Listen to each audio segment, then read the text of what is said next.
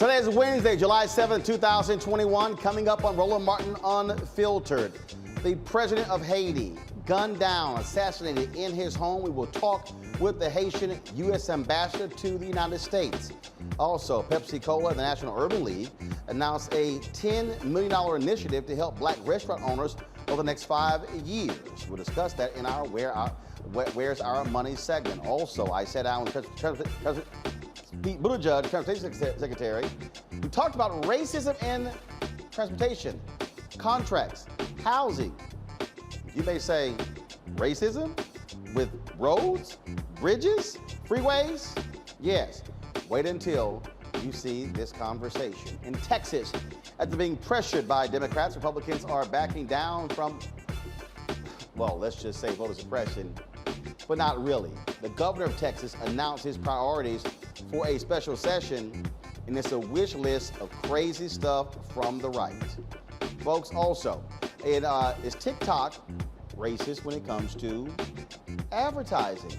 We'll show you with one TikToker how he literally provided the examples in real time of what happens when you put white supremacy and Black Lives Matter and what the actual response is.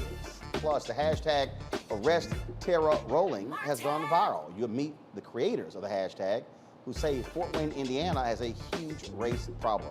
Plus, we still are having Essence throwbacks with Coca-Cola, and we'll show you Snoop Dogg, Sierra, and Ashanti. Plus, a recap of this weekend's Essence Festival Virtual. And plus, we remember the actress Suzzanne Douglas, who passed away yesterday at the age of 64. It's time to bring the funk on Roland Martin Unfiltered. Let's go. He's got it. Whatever the miss, he's on it.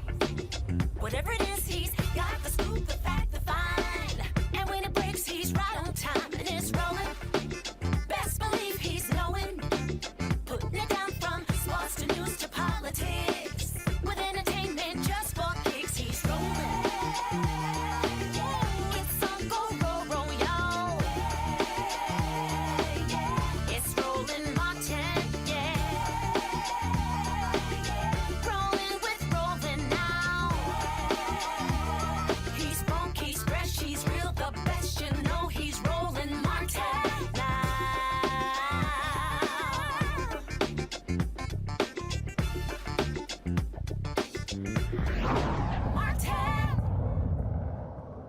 Racism, deeply embedded in the DNA of the United States. Not just when it comes to slavery, but the aftermath of Jim Crow. We're talking about economics, housing. We're talking about Wall Street. We're talking about every sector of America, including transportation. Pete Buttigieg, who President Joe Biden picked to be his Secretary of Transportation, chatted with me today about one of the issues that he has been traveling around the country, discussing this very issue of racism in transportation and how the Biden administration wants to change the focus and restore the balance to various communities, and to change how black communities have been impacted. Here's our conversation. Secretary Buttigieg, glad to have you back on Roland Martin Unfiltered. Last chat when you were running for president, now you're Transportation Secretary. And you've really been trying to educate a lot of clueless people in this country on racism in transportation. I really love these conservatives who've been angry saying, this makes no sense. There's no racism in American transportation. It's a story that I thought was well understood and pretty obvious. And it turns out, as you say, a lot of people are shocked to discover that racism has played a role in U.S. transportation policy. But of course it has. I mean, you could go all the way back to Plessy versus Ferguson, which was about who gets to sit where on a train.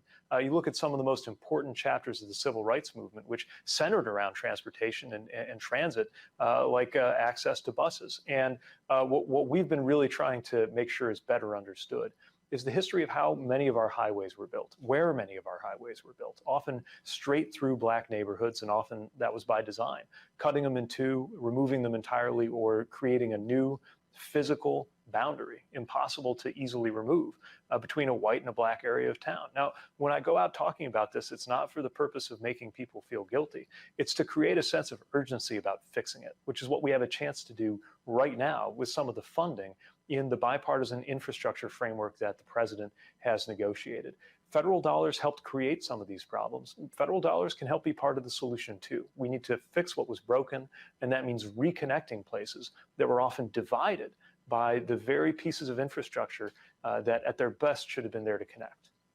I'm glad you made that point. A couple of days ago, former Secretary of State Mike Pompeo sent this tweet out: if we teach that the founding of the United States of America was somehow flawed, it was corrupt, it was racist, that's really dangerous. It strikes at the very foundations of our country. And he was talking about how China could capitalize on American-U.S. race relations.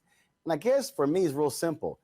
If America would confront its racism, it would confront its history, and actually end racism, China has nothing to confront, nothing to capitalize on. And that, to me, I think is what you're talking about here, is that people don't seem to understand. If you don't deal with the result of what took place 30, 40, 50, 100, 200, 300 years ago, you're never going to be able to move forward.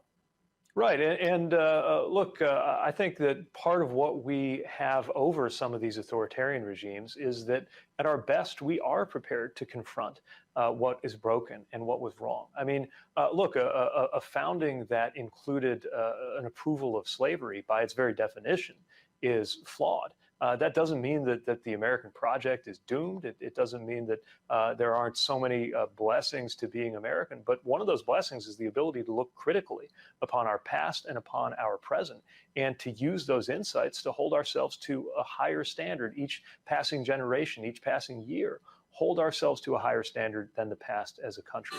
To me, nothing could be more pro-American than demanding that America be better than it once was. I think it was Lincoln who said, "It's not my country, right or wrong. It's my country, where right to be kept right and where wrong to be put right." It would be giving America very little credit to suppose that we have to pretend that everything here has been perfect from the beginning. That is what you see authoritarian regimes trying to do when they can't handle the complexities of their own society.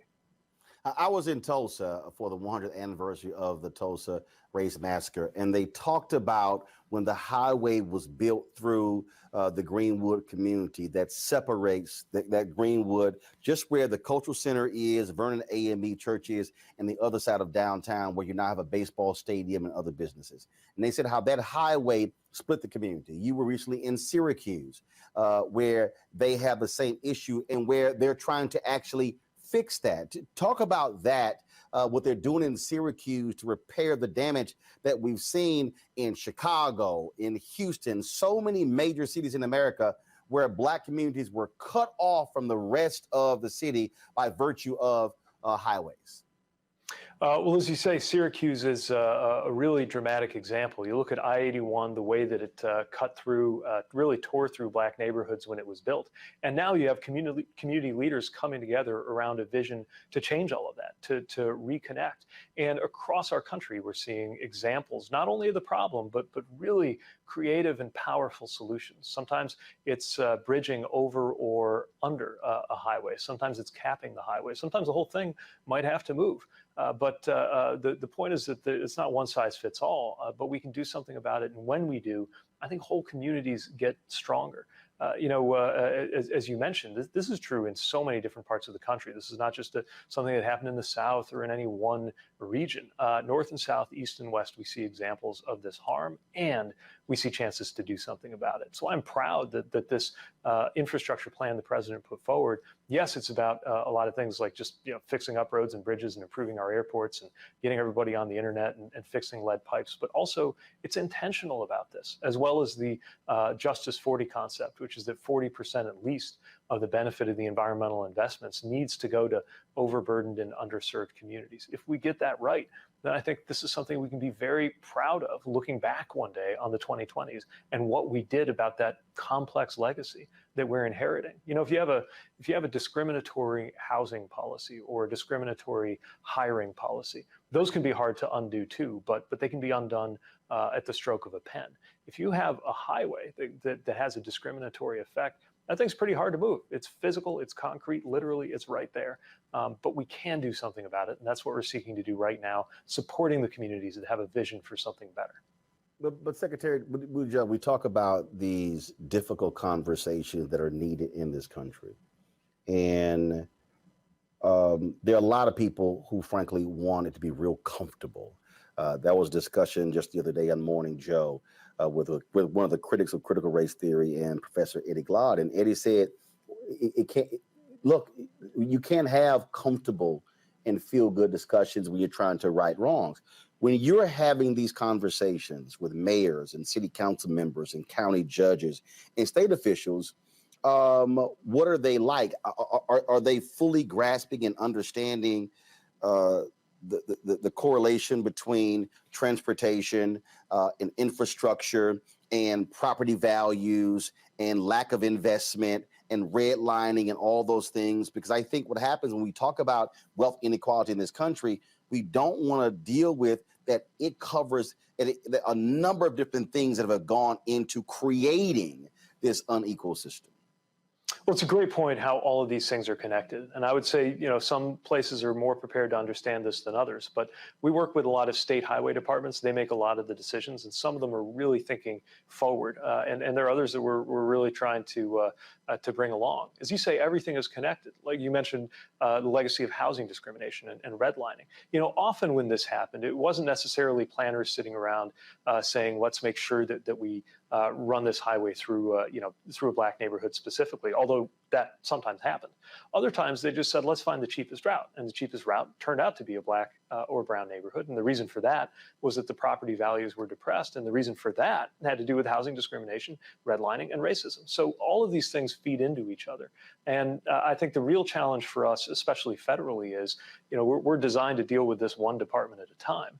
But people don't experience this issue one department at a time. People don't experience transportation in their lives one day and then experience housing the next. Of course, it's all connected. It's one of the reasons we're working with the Department of Housing and Urban Development, my counterpart there, Secretary Fudge, on things like transit-oriented development to make living more affordable on the housing side and the transportation side. Because in a family budget, especially for low-income families, those things can't be separated. We got a couple of minutes left. I wish we had more time, but I totally understand your busy schedule.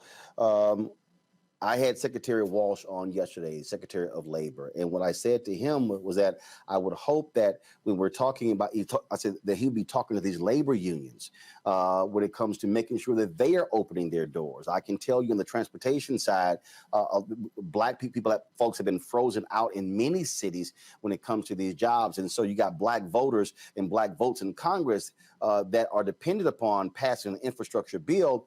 What about that? What discussions are you having to ensure that even when you go out and get these billions and billions of dollars, that then you have racial equity all top to bottom, where it's vertical and horizontal, and the unions are critical to ensuring that those doors be open for black craftsmen and other jobs? It's a great point, and I've talked to Secretary Walsh specifically about this, and I know it's something he cares about a lot. We're about to create, if we get our way, if we get this infrastructure bill through on a bipartisan basis, we're about to create a $1.2 trillion of investment. That's a lot of business opportunity.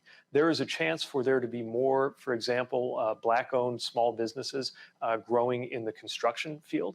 And to your point, there's the business owner side. There's also the worker side.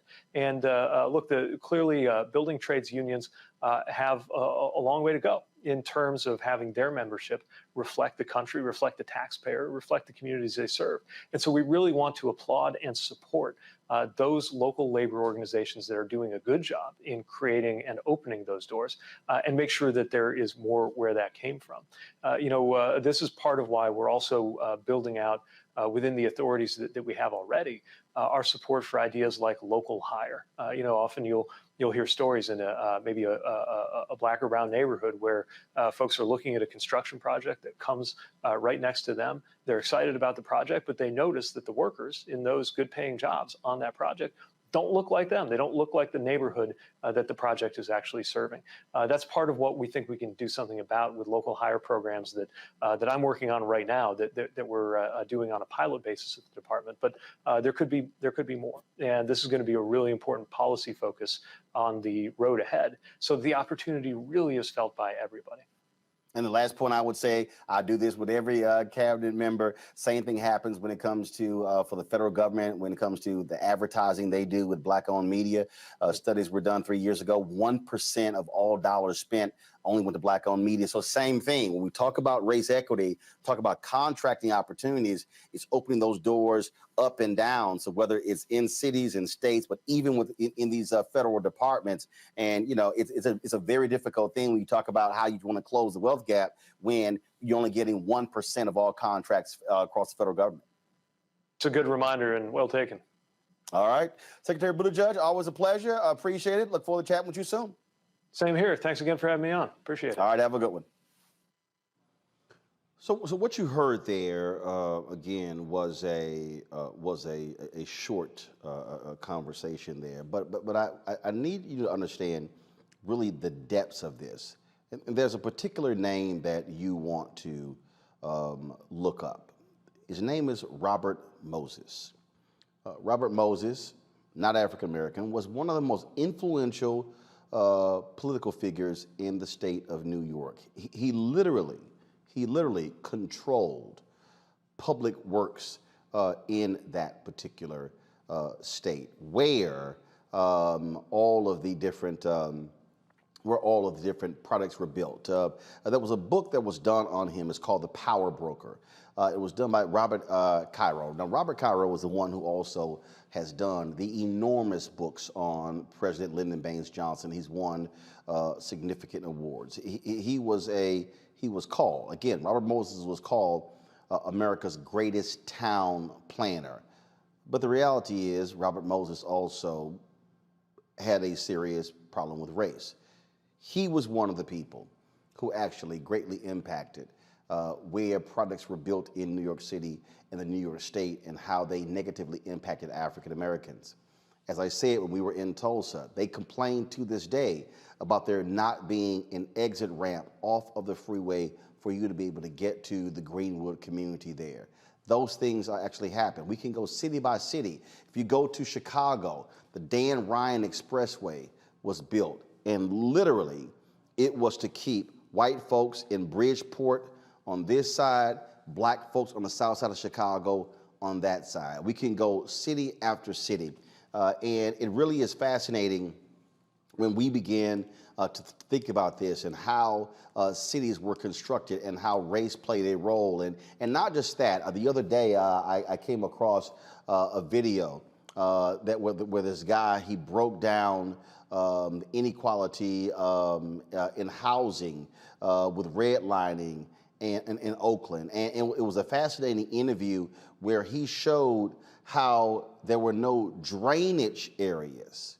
There literally were no drainage areas in these black neighborhoods, which actually played a role in all of that. He put a video on TikTok. I just want to play this before I go to my panel, just so I can just give you the understanding, folks, how deep this is and how it impacts every single one of us today. So watch this.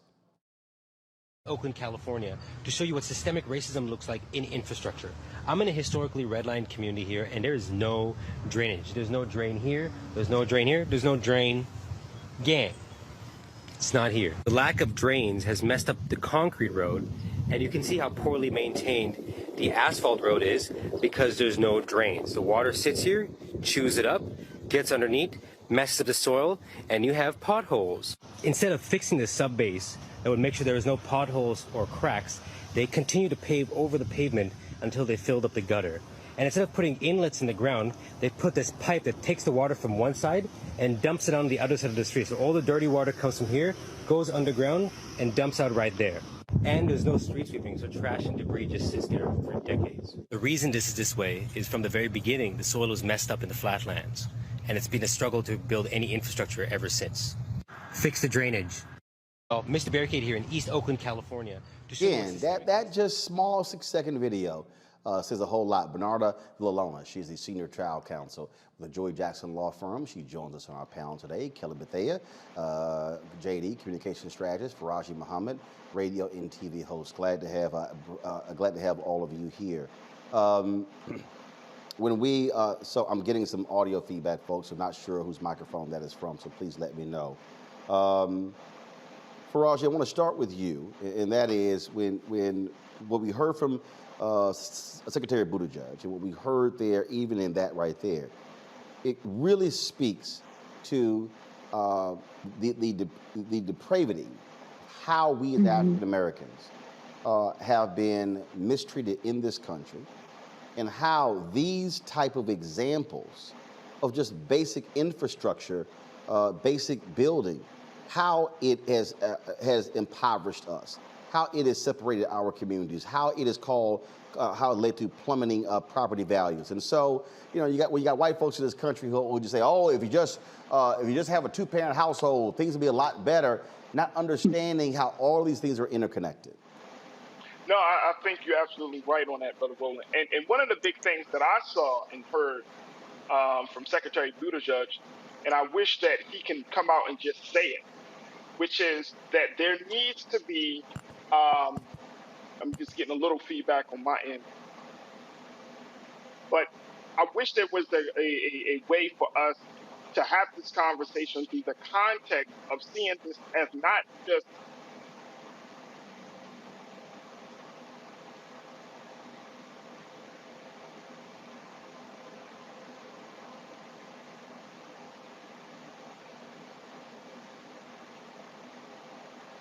and Faraji can hear as well. All right, so we're going to sit here, and so let's do this here. We're going to go to a commercial break. When we come back, we're going to try to have the audio problem fixed. We'll be back in a moment on Roland Martin Unfiltered. I believe that people our age have lost the ability to focus the discipline on the art of organizing. The challenges, there's so many of them, and they're complex. And we need to be moving to address them. But I'm able to say, watch out, Tiffany. I know this road. That is so freaking dope.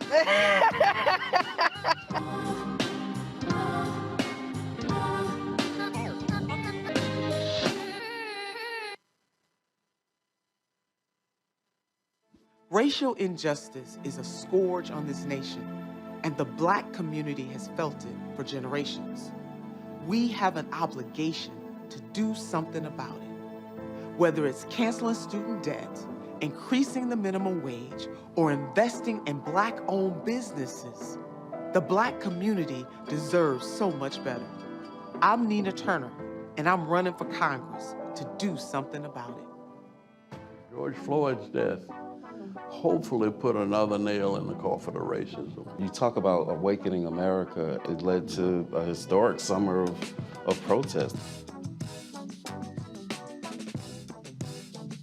I hope our younger generation don't ever forget that nonviolence is soul force. Priceless.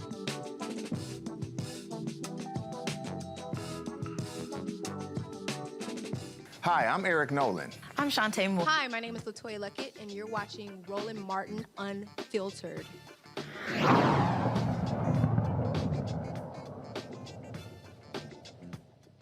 Back to Roland Martin Unfiltered. So hopefully we got the audio issues sorted out. So let's go back to Faraji Muhammad. Let's see if how his audio sounds. Faraji, go ahead. Yeah, Brother Roland, one of the big things that I wanted to say is that we need to change the context in which we're having a conversation about infrastructure. The big context change is this. This is not about roads and bridges. This is an environmental justice issue. This is a human rights issue. Because just like you showed in that TikTok video, when you have crumbling roads, when you have depleting infrastructure, it affects the resources, the natural resources. We've been talking about Flint for many years, but Flint has been happening in cities across the country, but not just in cities, specifically in Black and brown communities.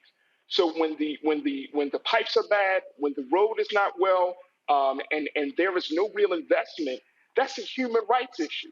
And just like you talked about, I used to live in Chicago, that big Dan Ryan, I mean, I can tell you streets right here in Baltimore, Maryland, whether you're talking about Greenmount, whether you're talking about Charles Street, whether you're talking about North Avenue, you can just literally see the disparity, the separation, not just of homes, but the separation of resources, the separation of access to have a greater quality of life. So the infrastructure, I mean, we've been talking about it from a government standpoint, but I'm saying among us as civil rights activists, as community organizers, and grassroots leaders, there needs to be a greater emphasis to put on that conversation, that infrastructure is everything. You want to improve people's lives, make sure you get them roads fixed. Make sure that they have access to electricity, to clean water, to the resources they need to live. Bernarda, this is the type of thing that, again, unless people really play, I keep going back to, we have to connect the dots. You got to connect the dots constantly. And that's really what you have to do. And a lot of times we don't. In fact, earlier there was some guy sent out somebody sent out a particular tweet. And he was like, well, the reason we have this rise in crime right now in the country is really because the left, they've actually not emphasized two-parent households. My response was, so you're just going to completely overlook education, you're going to completely overlook poverty, you're going to completely overlook lack of investment. But see, again, but that's what we're dealing with here. And so when we are in communities, we have to be making a different, as far as I'm concerned, a different type of demand when it comes to infrastructure and services that are provided in our communities. So I actually have to laugh at the tweet. I started laughing even before you finished the sentence because I knew it was going to be some off the wall, off the chart type answer. But Roland, what I like, one, thank you for bringing this conversation to the people, but also an emphasis to the community to be aware of what actually is going on.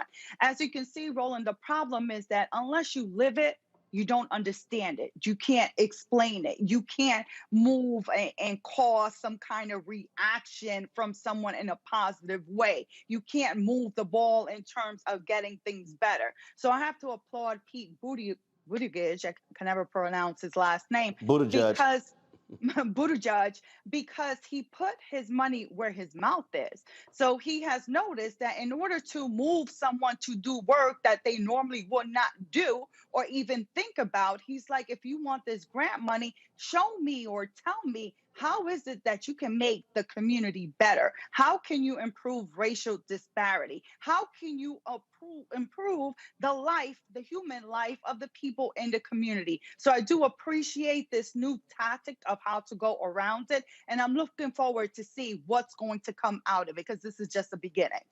Kelly, the thing here is, I look at how these white folks in this country, how they are responding to a lot of these issues. And what I mean by that is, when I look at the suing of the Biden administration when it comes to providing resources to black farmers, and you have folks who are responding that way, and this is unfair. When they say, but we're trying to right past wrongs. The real issue that we have here is that we have a nation, there are a lot of white folks here who don't want to confront the past. They don't want to deal with the past. They don't want to deal with the ramifications of the past. But they want to say, yeah, but right now, we're all the same. So Faraji and Kelly and Bernarda and Roland, and we're all in the same position. Actually, we're not. Because even if you are an African American, and your family, your parents, actually had a better economic condition before you were born, if you are still impacted generational-wise with health inequities, that money is not going to change your health status. Now, it might give you better health care, but genetically it doesn't help your lineage health status. And those are the things that I think that we have to really understand. And I think we have to keep pressing this point because we are living right now in a space where white America does not want to confront our past. That what Mike Pompeo said, what other people, when you watch, frankly, white nationalist television every night on Fox News, that's literally what we now are dealing with. What we're dealing with at the root of it all is a culture of white people and victimhood, because that's really all they know if they are not at the top of the food chain. So if they are not supreme, if they are not getting the benefits of the white supremacy, all of a sudden it's victimhood. There is no gray area. There is no space for equitable movements to happen. So when you talk about infrastructure and when you talk about anything that could possibly benefit the people who have been disenfranchised for the past, 100 to 400 years, if white people do not benefit from it as well, that's when you hear the what about me-isms. So what I also noticed is that, especially when it comes to infrastructure, such as the TikTok that you previously showed, the only way I have seen anything like that being rectified in Black and brown communities is through gentrification, which tells me that the only way your neighborhood is worth something is if a white person moves in. And I see that evidence in DC a lot. I live in DC. I was born in Baltimore and I was raised here in DC, and you see it in both cities, such that I grew up in Northeast, right? And just off of Benning Road, I don't know if I'm sure you heard about the Benning Road Bridge collapsing. Gentrification is happening over there as well. And all of a sudden, now people are worried about that bridge, even though for 3 years people have been saying, hey, this bridge is rickety. So that's what's happening in these areas in DC and Baltimore, Chicago, Oakland. And it just shows you just how insidious and how pervasive white supremacy is. Because like you said, it's not just a singular issue. When you talk about the problems that are in these communities, it is systemic throughout all these systems involved, including infrastructure, including economics, including environmental justice. And you need a comprehensive plan in order to actually solve it. I applaud the Biden administration and Buttigieg for this initiative, but like Buttigieg said, he's working with Fudge and HUD. That it's going to have to be a group team effort in order for something to be accomplished and get done. Well, yeah, and I just think that, again, when we are sitting here from a community standpoint, Faraji, and again, as somebody whose parents were, neighborhood civic co-founders, our civic club, when we are talking about these bond elections, and again, I know somebody who's watching go, okay, there he goes, bring up elections, but yes, cities have bond elections, and on those bond elections are these various things. I can remember growing up in Clinton Park in Houston, and my parents and our Clinton Park Civic Club fighting for our items to be on the bond election, pushing the city council member to actually, Ernest McGowan, to actually get it done. So what ended up happening? On the bond election, new sewer systems, new sidewalks, new street lights, refurbished park, convert the senior citizen center, convert the old fire station from that to a senior citizen center.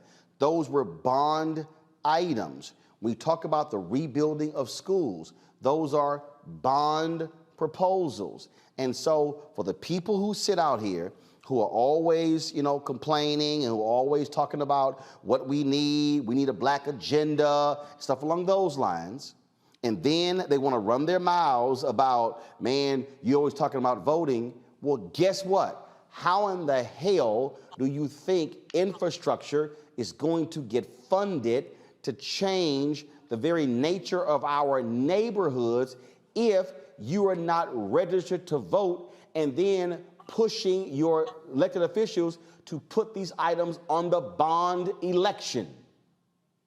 Yeah, and you know what? You bring up an excellent point, Brother Roland. One of the big things that I think that we need to help people to connect the dots with is understanding how government works. I mean, I know people have jammed you up about elections and all of that, but the reality is when you know how government works, when you know that in order to get something done in your local city, right, that civic organizations, community associations, these groups of folks have power. And if they put enough fire under the ass of their local representative, then that's how the ball gets rolling. And at the same time, you're also talking about making sure that you're educating people about the value of bond. In Baltimore and Maryland, where we have elections, you have all of these different bonds up and down the ballot. And then people are just like randomly, it's like, let me just put it's like an ABC. Okay, let me do A on this one, B on this one. And it's like, I remember having a show that we did here, my radio show, and I literally went through each and every bond that was on the ballot box to discuss what that bond means, how much it would cost us as taxpayers, what impact it would make on the city and various neighborhoods. I mean, it's just that simple. And I know people might say, well, people should already know. We adults. We are not up on all of these things. But we have to remember one thing, that all revolutions, all major movements start on a local level. They don't start on a national level. It starts on a local level. And so if we're talking about getting certain things on the ballot, if we're talking about getting infrastructure, you got to understand the connections. You got to connect the dots for folks to see that where you live, how you live is determined by the resources of that neighborhood. It's determined by the access that neighborhood has to goods and services. I mean, that's how that situation is. And as Black folks, as my sisters have been saying, we have been dealing with this for so many years. This should be ingrained in every Black child, every boy and girl in this country, to understand that your community, the development of your community, the investment in your community starts with you. And if you don't understand the power of your voice to speak up and to see the value of your community, nobody else will. Well, absolutely, and that's the thing that, again, but it's walking people through and understanding exactly what is going on and how our communities are impacted. And so we're going to continue to do this. I keep saying we don't have enough civics lessons, frankly, in this country. There's a lot of people who have no understanding of how politics works. They don't understand who is in charge of what. They think their member of Congress controls everything when in fact they don't. And so, we're going to keep doing this. We're going to keep walking people through this here, because there's a lot of stuff that's happening in our community that's being left on the table.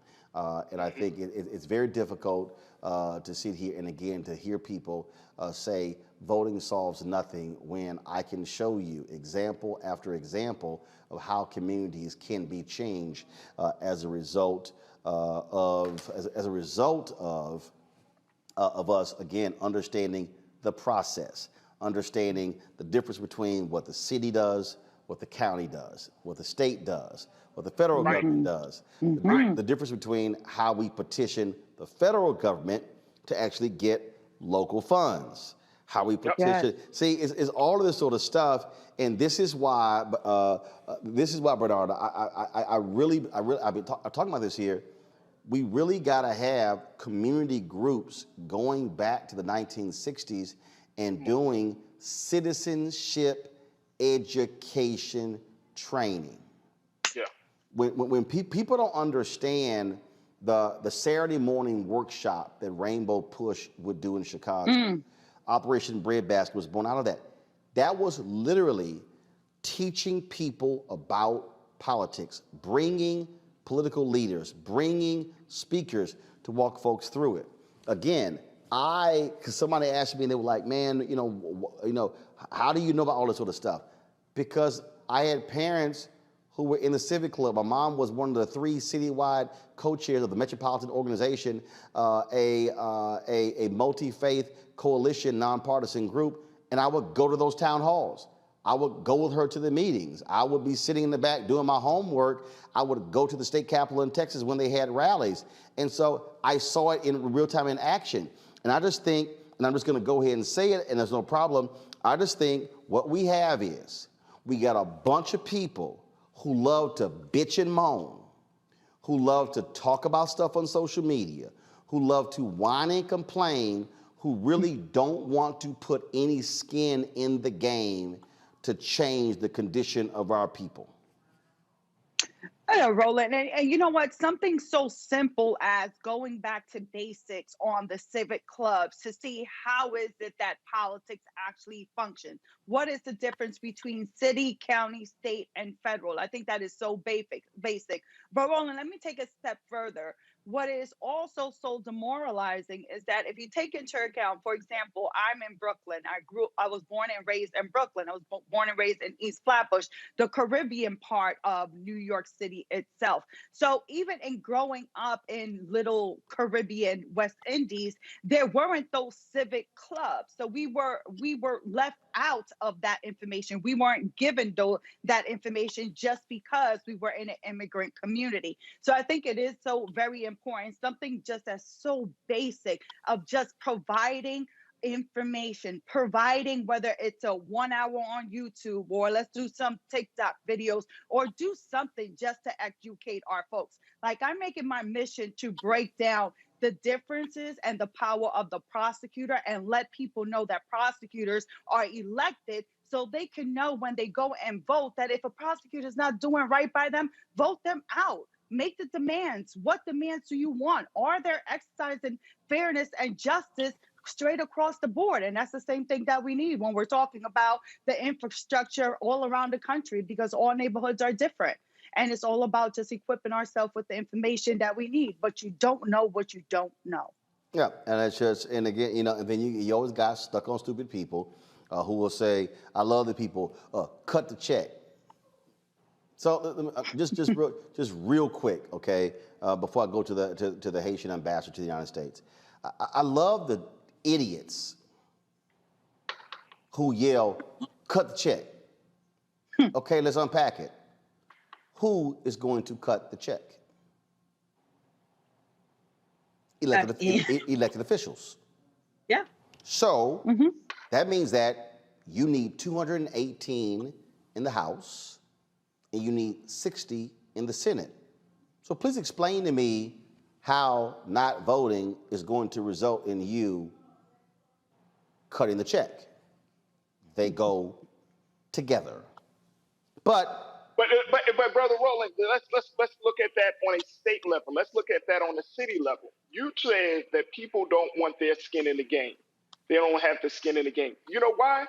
Because unfortunately, we have lost the sense of what I've heard from Minister Farrakhan. You know, long sacrifice. This level of we put in sacrifice. You talked about your mother. You talked about your dad. They understood that change was not going to happen overnight. And in a culture like ours, where there's TikTok, social media, everything is quick, fast, and in a hurry, people expect you to go to one rally and you're going to uproot a systemic issue in the course of a couple of hours or 2 days. I mean, none of that is even reasonable to think. We have to understand that we have to be long-suffering. When you're talking about fighting for freedom, justice, and equality, when you're talking about fighting for things that are equitable, long suffering, that is what has kept Black people in this country to get to the place that we're in, because we understood that. That has to be passed on. That's a skill that has to be taught and trained and passed on to the next generation. Well, you talk about long-term suffering. That certainly can apply to our brothers and sisters in Haiti. That country is still under siege, and it is in a state of siege.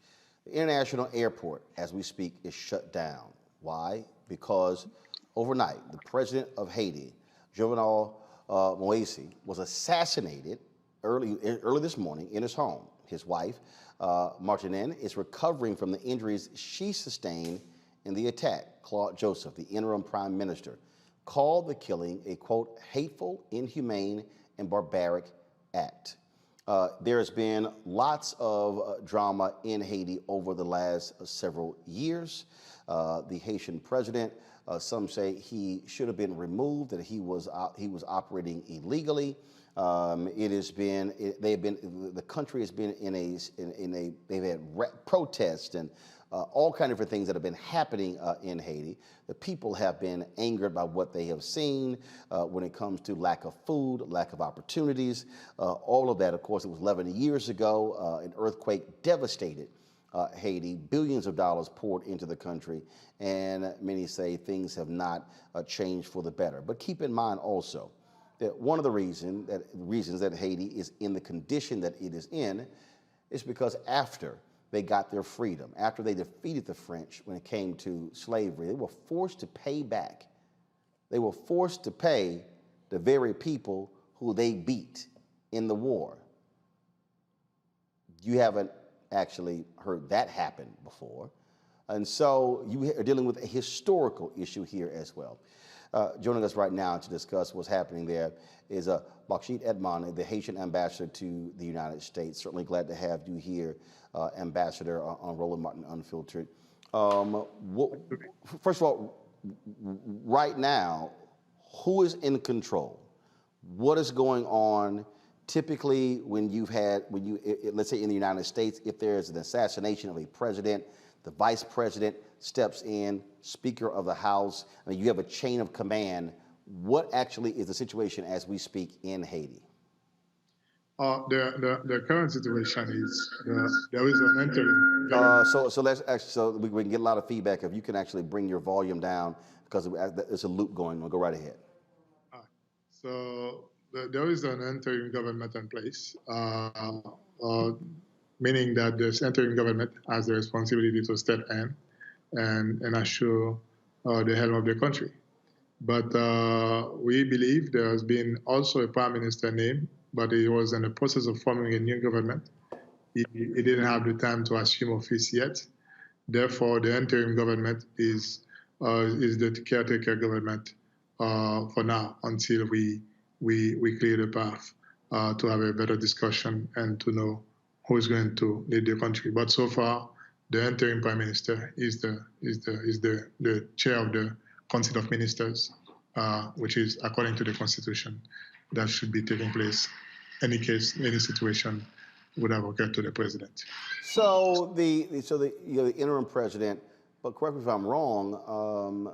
The assassinated president last week, did he not ask for all of his prime ministers to resign? No, the president requested the resignation of the prime minister because he wanted to have a national consensus government. He wanted to give the post of the prime minister to the opposition parties because that was one of the recommendations of the OAS delegation in Haiti, and that's what he wanted to do. And as a matter of fact, he did that on Monday. He named a new prime minister from the opposition parties so that prime minister could form a new government. But unfortunately, the event happened this morning, and the prime minister didn't have the time to form the government yet. But since there is a vacuum, it is the most absolute necessity to have a government to have authorities to step in. And the interim government has to step in to be the caretaker until we clear the situation up. Obviously, today, President Joe Biden spoke on the issue there. Others did as well. You also have, talking about how grave a situation this is, I'm going to play that a little bit later, but you also have what is being spread around, who was behind this. I've seen some reports saying the assassins claim to be with the United States Drug Enforcement Agency. They were speaking Spanish, they were speaking English. So what do you know right now? Who is leading this investigation? Has Haiti asked for international law enforcement help to lead the investigation to find out who killed the Haitian president? Of course, this morning in my conversation with the White House, I did request that officially, that the United States help in the conduct of the investigation because they have expertise in that, because we're talking about the assassination of a head of state. And what I can tell you now, according to the information I have from the Prime Minister, it seems that the National Police has caught some of those mercenaries. Now they are being arrested, and they are going to be questioned, interrogated, and we're still seeking for more for the rest because we believe there are more than 30. But right now there are more than 20 under police arrest. We are going to interrogate them, to question them, and to know the motive, the real motive, or who sent them. But when it comes to the DEA, those people, they use the DEA name and thing just to mask what they came to do, to kill the president. They were not DEA agents. They were fake DEA agents. Now, here's what I find to be interesting, and again, we're just trying to understand all of this here. He was living in his private residence. He's heavily guarded. Were any of his security detail injured in the shooting? That's why I believe I will leave it to the investigation, because your question troubled me as well, because we want to make sure that if the private residence of the president is not a place you can go easily like this. So it's an outskirt of Port-au-Prince. It's a very well secured area, and we just don't understand exactly what happened. That's why I will leave to the investigation to reveal exactly what happened, why they didn't have any resistance whatsoever. So let us wait. And the reason I'm raising that point, because this is simple. If you had individuals, and what we're showing right now is some video that was actually shot by folks who live near the compound. If you had assailants, mercenaries, whatever you want to call them, who stormed the facility to kill the president, that means that there would have been folks protecting him who were injured, which raises the question: was this an inside job? Were the people, were those who were charged with protecting the president, were they actually involved? So the question of his security detail, are they being detained? Have they been placed under arrest? Are they being questioned? Your question is a valid point. I've been asking myself as well. But as I told you before, I would prefer leaving that to the investigation, because I don't want to make any speculation or confirm anything without having details from the National Police investigation. I did see here that, and this is from a source. This is from the Inside paper.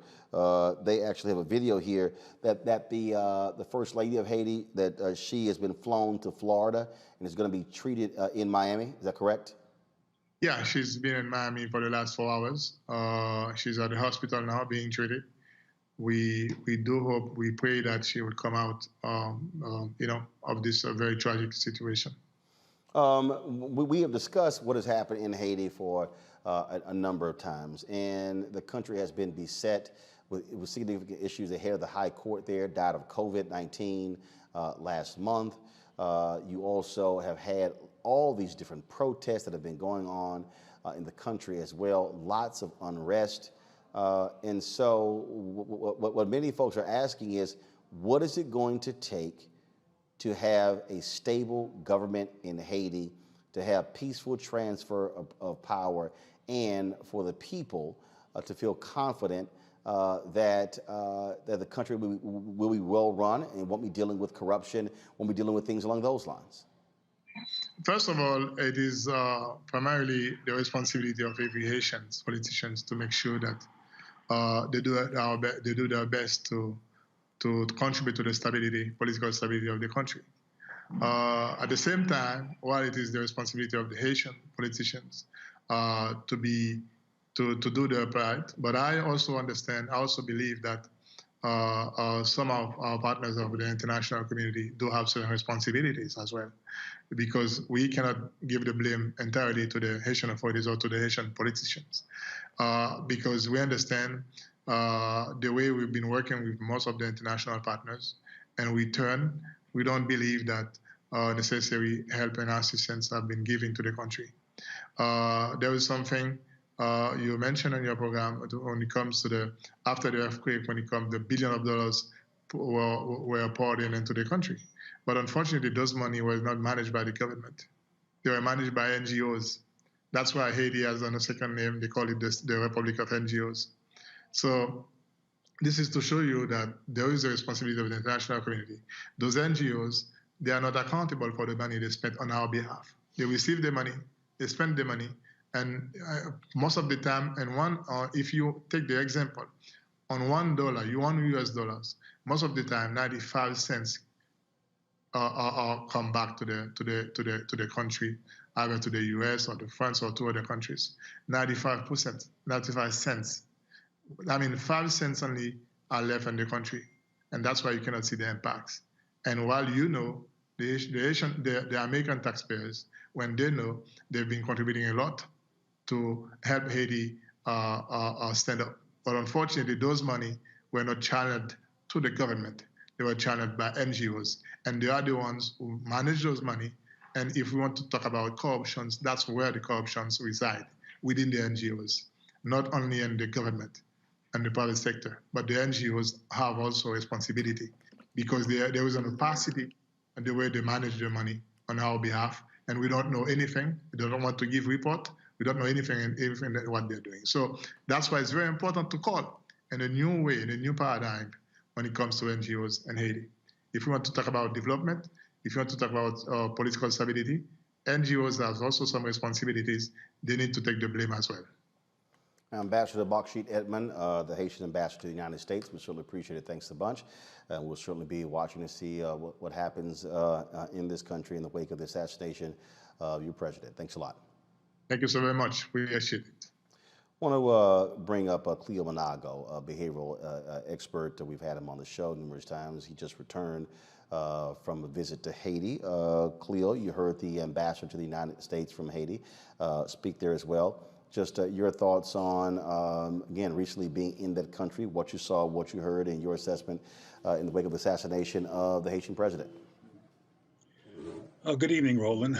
I think it's important to understand that Haiti is under siege, and it's important to understand why it's under siege.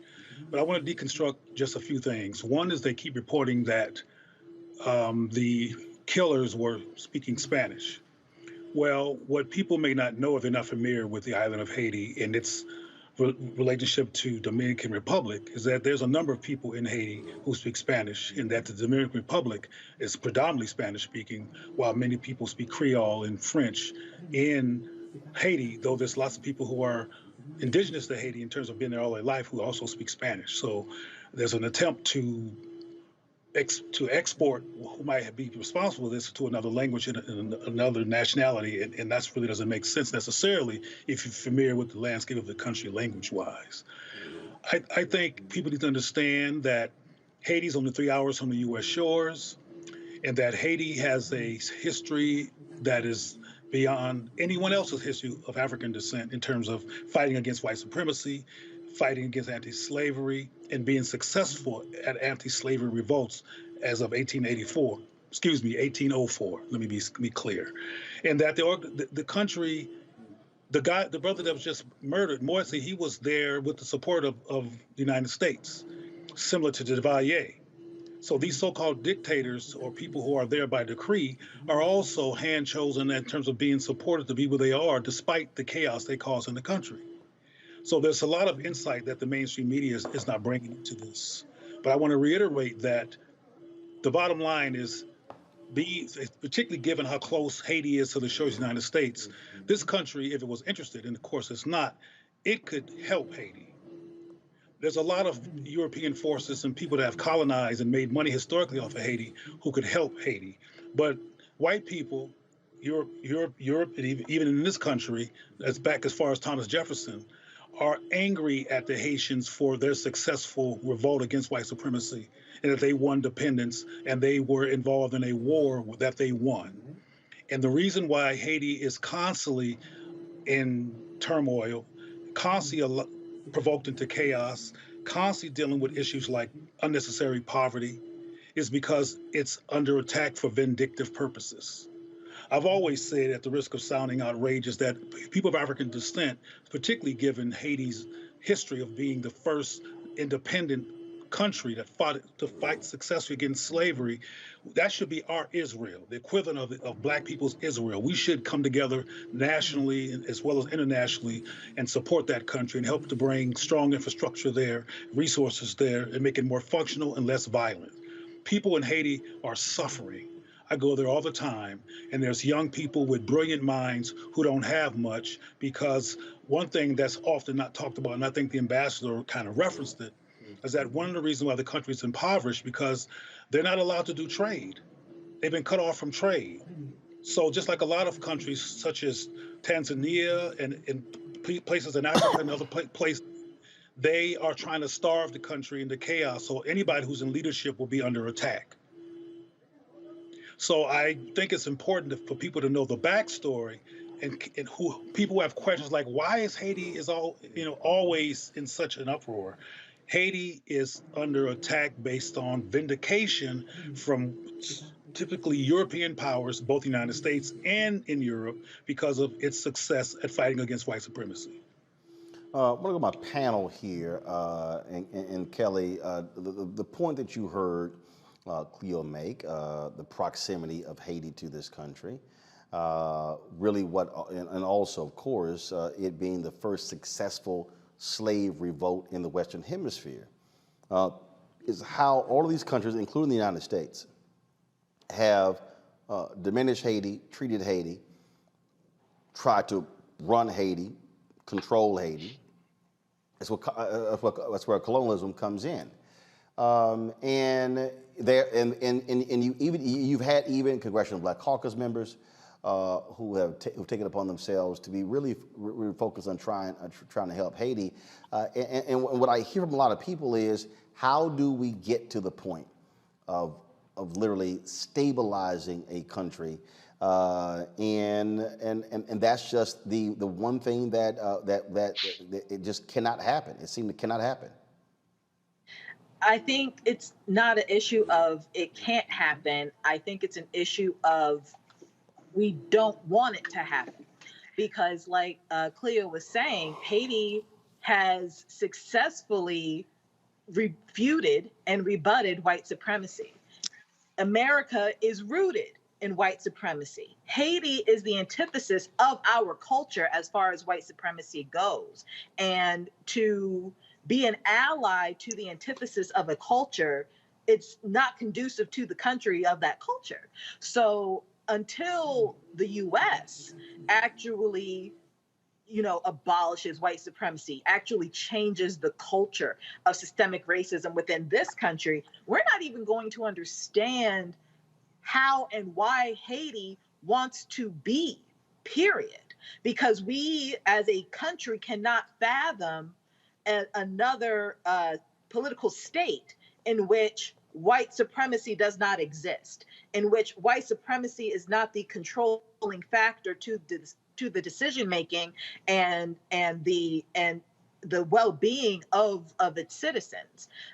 That's not how it works in Haiti, because they took it out of Haiti. America, that is our culture. So until we change our culture in America, I don't think we're going to be able to help Haiti to the extent that it actually needs help. But what we can do is provide the aid that we provide to other European countries, and actually treat them as a neighbor, such as we treat Canada and even Mexico to a certain extent. But to answer your question, we got a long way to go. This is a video from the folks at the Haitian Info Project. I follow them on social media. They posted this video from radiokaju.com, KAJLU.com, where they actually visited the scene where it took place. We're just going to talk over this video. But for Raji, it's really, I think, is important, for our viewers to really, and listeners to understand the depths of how America has had its hand on this country in trying to control its destiny, and really not allowing for self-preservation. And you heard the ambassador complain about NGOs controlling all the resources, controlling all of the money, And so one of the things that, and that's been an issue, even in the aftermath, and you get the international community saying, well, we can't trust the Haitians. Let's go back to the video, please. Keep it on the video. We can't control, we can't let the Haitians control the money, but, well, hell, clearly these NGOs haven't done their job, and you're still having some of the same problems. Mm-hmm. And Brother Roland, that was the exact point I was going to bring up as well. The big elephant in the room is U.S. control of Black independent sovereign nations, right? When we're talking about Haiti, we can bring Cuba into the conversation, but let's talk about Haiti. The fact is that you still have a country that has, and I'm with Dr. Cleo when he said there is still some bad blood, some ill sentiments because of hundreds of years ago.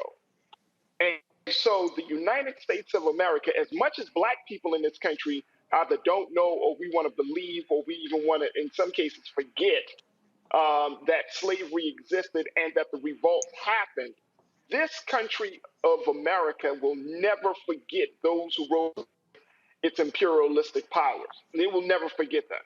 And so as a result of that, we're talking about the number of sanctions to to countries like Haiti. I remember when President Barack Obama, when he was trying to build new relationships with Cuba, there was talk about bringing Haiti into this. I mean, this is an ongoing pattern of what we're seeing. And I think that it's important that for those of us in America, we got to get past all of our small little views of how we see ourselves, that Black people in America, we are a part of a larger family of folks in the diaspora, in Haiti, in Cuba, along with Africa, of course. So when we start to see ourselves as a global people and not just a national people, I think it will help to open up the conversation. I was listening to Mr. Ambassador, and I'm thinking to myself, what is stopping us from really extending our arms? It's what is stopping us from really providing support. Dr. Cleo said that Haiti should be our Israel. Well, what is the relationship that America has with Israel right now? It supports Israel at $3 billion a year. So what is stopping us from creating a support system for Haiti?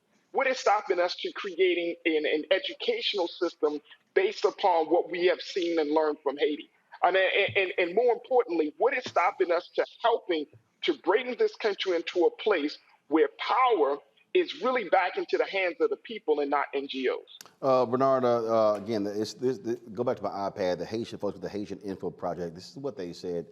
Today would have been officially swearing-in ceremony and installation of Arie Henry as Haiti's newest, to be a part of this here, in that he gets killed on the very day where you're supposed to be swearing in new prime minister, and the guy who he has to leave, guess what? He's now the one in charge. Roland, my heart goes out to the people of Haiti. Haiti is a beautiful country and a strong country, and one with many resources. Faraji said, what is stopping us from providing the support that Haiti actually needs?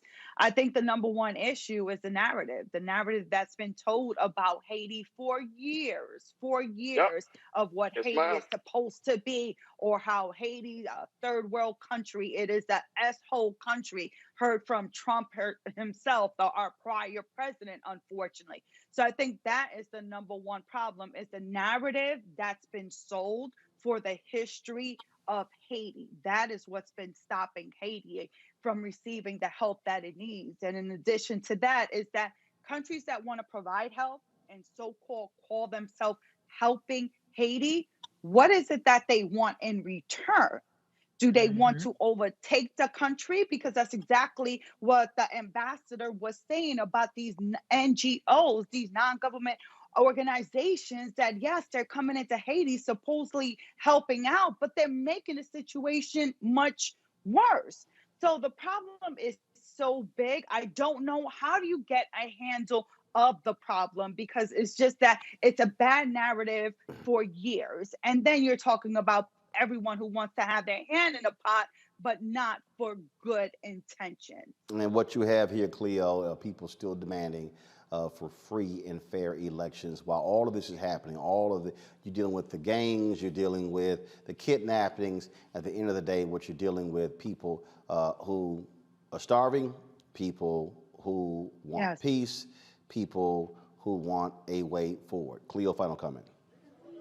Roland, let's put this in context. Way back during the presidency of Thomas Jefferson, when the coup occurred and the revolution occurred in Haiti, he made sure and had his troops and his people make sure that Africans in the United States did not know about it, because they did not want Africans to know that black folks won somewhere. Even the American media and even Hollywood will not make a film unless it's a spaceship in it, which makes it clearly science fiction. There are some real facts of black triumph against white supremacy mythology in the world, and they will not allow that to occur. For example, and I'm gonna get to your question, but I want people to hear context. There's Danny Glover and Gibson. What's his first name? The actor. Mel Gibson. Yeah, Danny Glover. Mel Gibson. Danny Glover and Mel Gibson did a very successful franchise, Lethal Weapon. And they both have the same level of gravitas in theory in Hollywood. However, Gibson made a movie about a Scottish freedom fighter. I forgot the name of the movie now. Danny Glover tried to make an epic film about Toussaint Louverture in the event in Haiti, and Hollywood would not support him because there are no white heroes in the story of Toussaint and Dessalines out in Haiti. So we are still dealing with the legacy of Thomas Jefferson, who said, do not tell them black folks about Haiti. Make sure they think that they're voodoo crazy people, that they're dirty, dumb, and they're stupid, and they're backwards. If they hear about them at all, make sure there's a negative perspective. Faraje, I just mentioned your name. I hope I got your name correct. Yes, Faraje, that's it. You said, what's stopping us? What's stopping us is that we're successfully trained in most cases to be white supremacy mythologists, not black people affirmationists. So we don't even love Haiti. I love Haiti. That's why I go there all the time. I go to Port-au-Prince and to Cape Haitian and been to the Citadel. You black folks need to find out about the Citadel.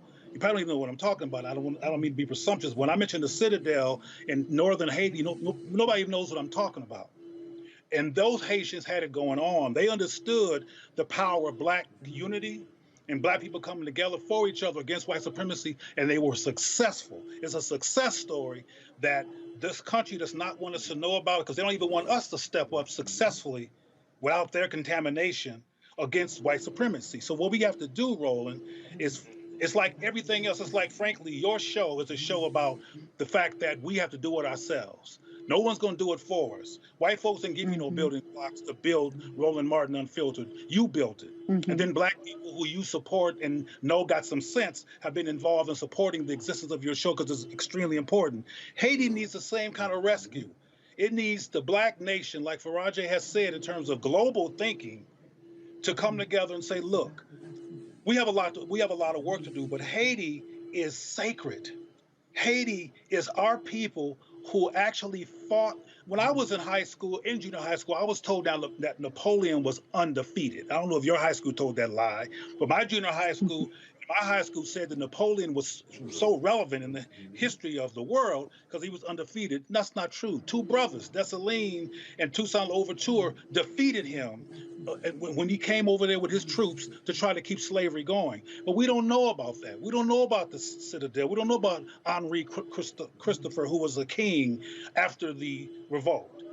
If we knew our history and fell back in love with ourselves and what we actually deserve to have, which is a unified, sane people, we would know who Haiti was, and we would be insulted by what's happening in Haiti. Because whether it's an assassination, just like with Malcolm X, whether it's an assassinating at black hands or not, the larger context of violence, dysfunction, and chaos is because of the infiltration of white supremacy in all these spaces to keep things unstable so it can never be powerful enough to successfully resist them. Them meaning the system of white supremacy. So I just hope that people watching this show do their research, understand that Haiti is 3 hours from this country, and the United States is in a position to do some work there to help it, but they're too racist and white supremacists to do it. And that includes the current administration and all the previous administrations. All right, clear And Monago. and even the impotence of the Congressional Black Caucus to make potent decisions is a consequence of the invasion of white supremacy in the black psyche, and we got to work on that more. All right, Cleo Monago, we surely appreciate it. Thanks a lot. No problem. All right, folks, got to go to a break. When we come back, we'll talk about Where's Our Money segment. TikTok, a black TikToker breaks down the economic racism on that particular app. Also, a white woman in Indiana terrorizes black school children. Now, black and white folks are fighting back. They want her arrested. We'll discuss all of that next on Roland Martin Unfiltered. White supremacy ain't just about hurting black folk. Right. You got to deal with it. It's injustice. It's wrong. I do feel like in this generation, we've got to do more around being intentional in resolving conflict. You and I haven't always agreed. Yeah. But we agree on the big piece. Yeah. Our conflict is not about destruction. Conflict's gonna happen.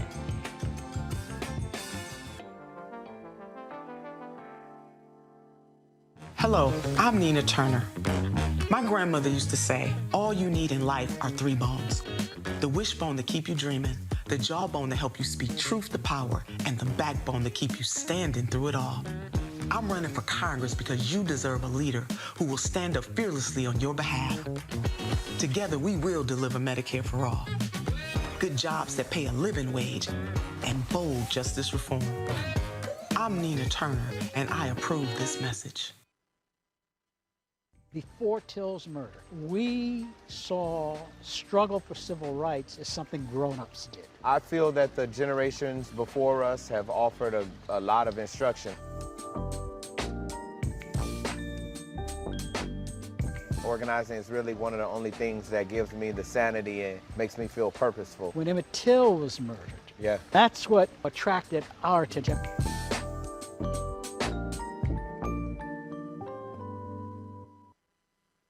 Hey, what's up? This is Marlon Wayans.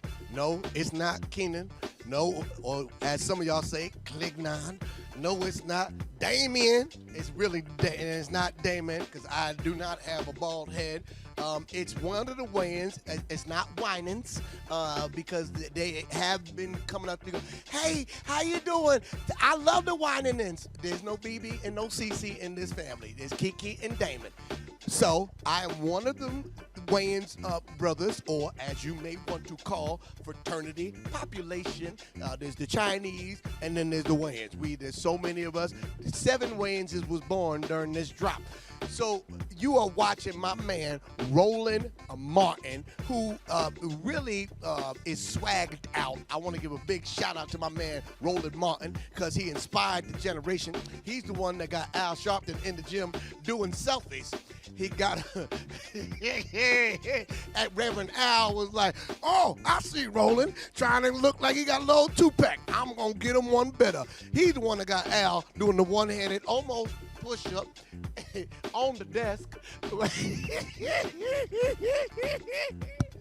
So Roland Martin is the inspiration behind that. So be sure to tune in and watch. Roland Martin Unfiltered.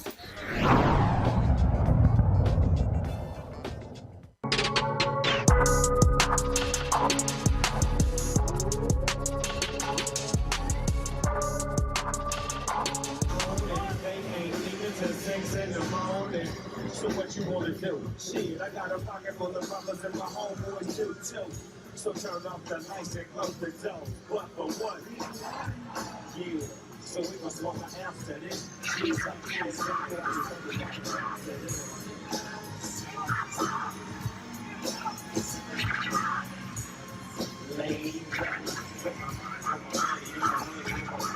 rolling down the street, we smoking it.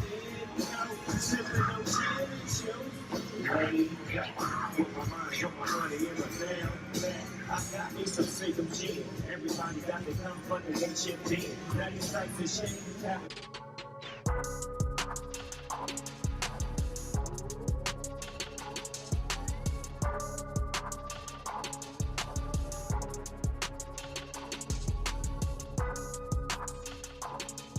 Folks, don't forget, you want to look at the last 2 weekends of the Essence Festival the virtual festival, simply go to essence.com or essencestudios.com.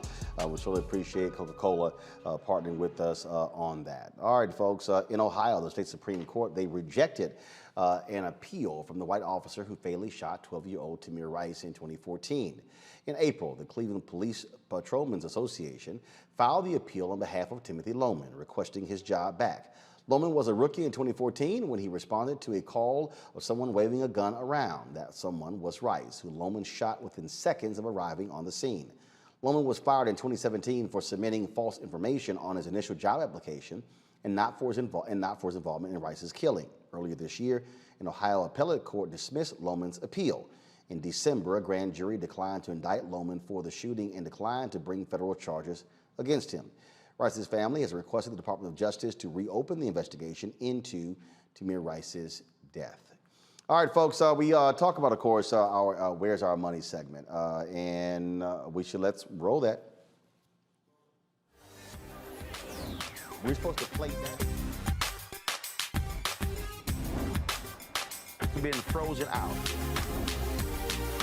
Facing an extinction level event. We don't fight this fight right now, you're not going to have black on you. We've been telling you all about how we as African Americans are consistently screwed when it comes to the advertising industry. Well, that includes TikTok. Now, you also know that right now, you got black TikTokers are actually boycotting the app because they say they aren't being sufficiently paid for the dances that they create where other people are making lots of money. Well, one TikToker named Ziggy Tyler literally did a demonstration showing you how black people are getting screwed on TikTok economically. He dropped 2 videos. Watch this. I'm not going to be overly dramatic. I'm going to cut to the chase because I am not feeling well today. I said I was going to give you more about what was going on yesterday. And I'm very emotional because I lost a friend last night. So here's why I'm frustrated. If I go into the creator marketplace and I put supporting white supremacy and I hit accept, it's okay. And it lets me have my asking rate at $500. White supremacy. But God forbid, let me put Black Lives Matter on there. Watch, it says it's a threat. Boom, inappropriate content. Can't say that. I cannot say black people. This is my screen recording. And this is why I'm pissed the fuck off. We're tired. We're tired. Okay, black success, boom, inappropriate content. Anything black related is inappropriate content. But black can't say it. Let's take that out of the equation. Supporting white success. The same adjectives I was using to describe us on this app, it's allowed. It's allowed. White voices, accepted, $500. Pro-white, accepted, $500. But let me say pro-black, a threat.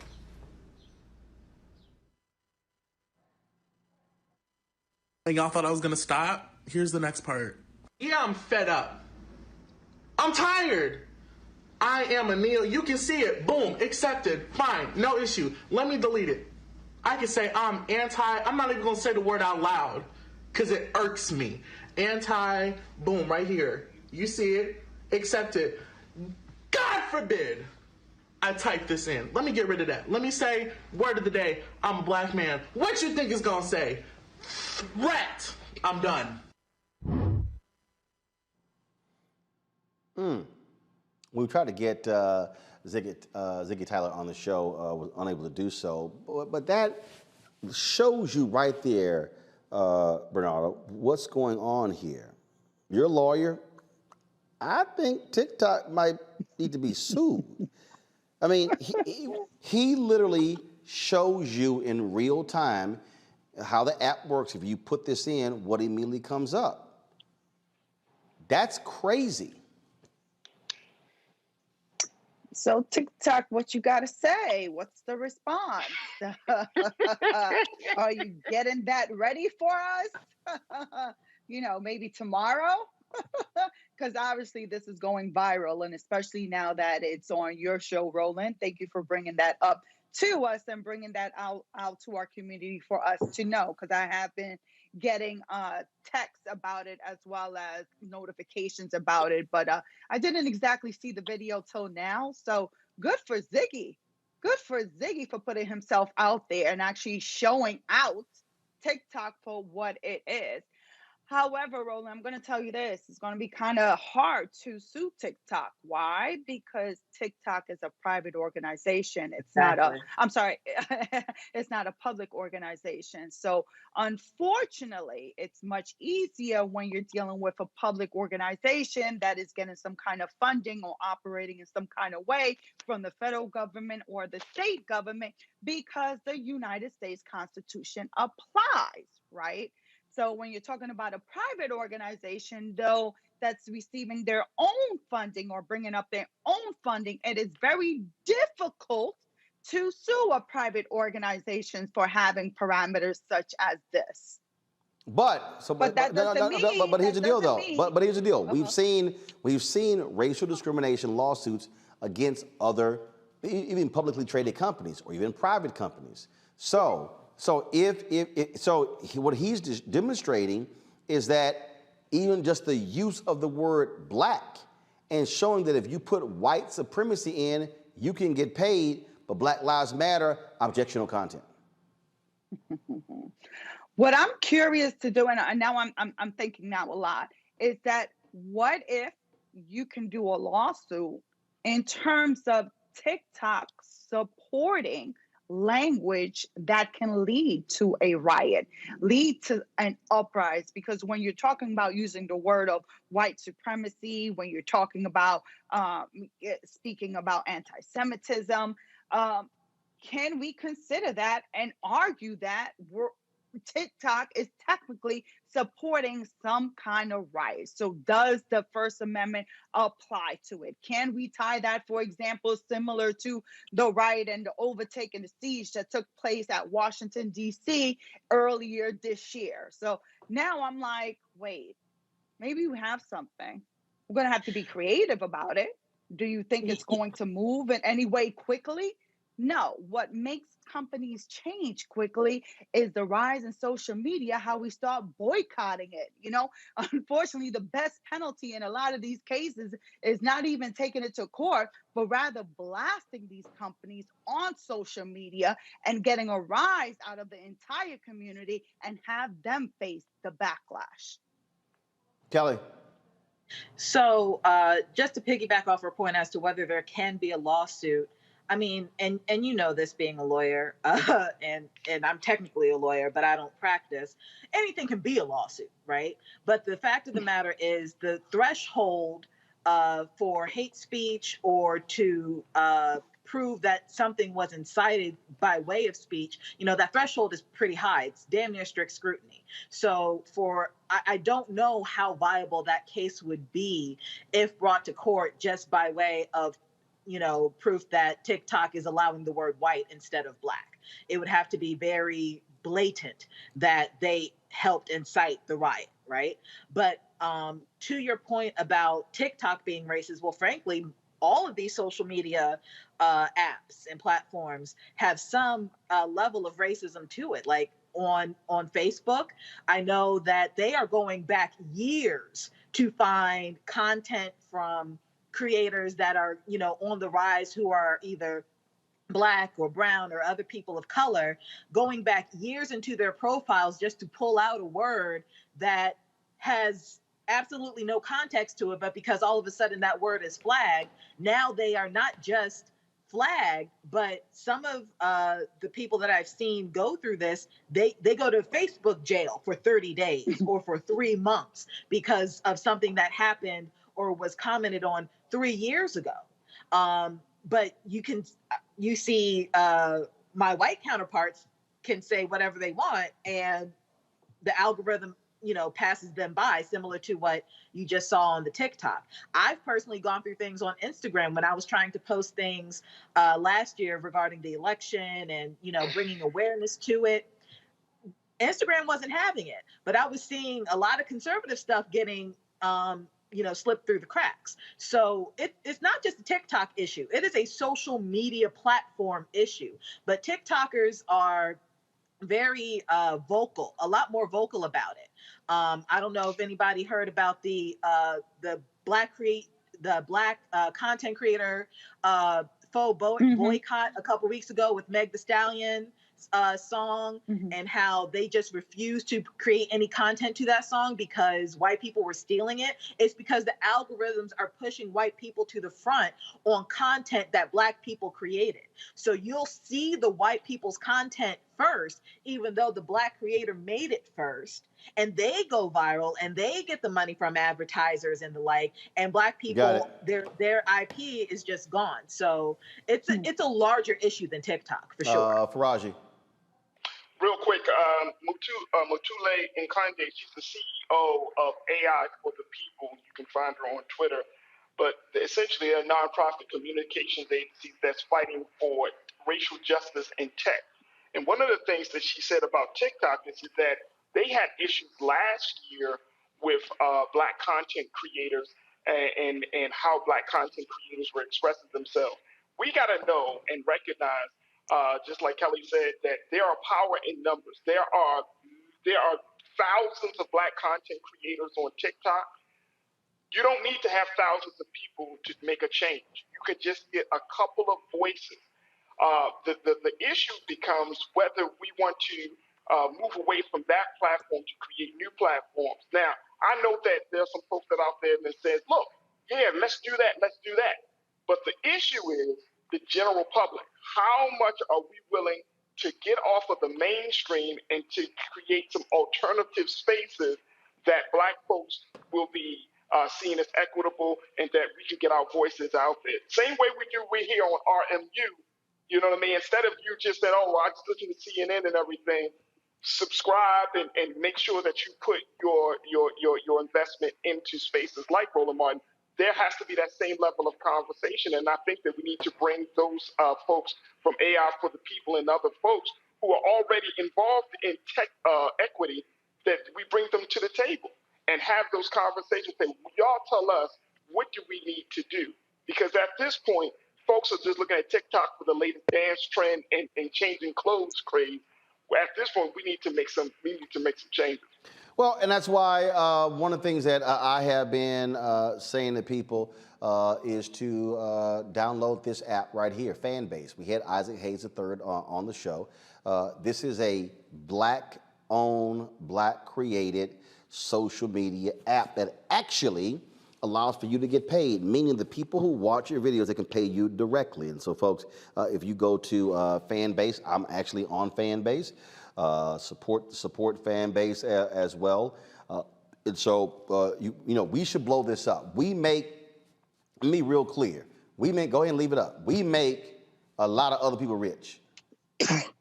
We make other people billionaires. We make other folks mega successful. Clubhouse, Black folks made that thing hot. Within 9 months, they had a $4 billion valuation on it.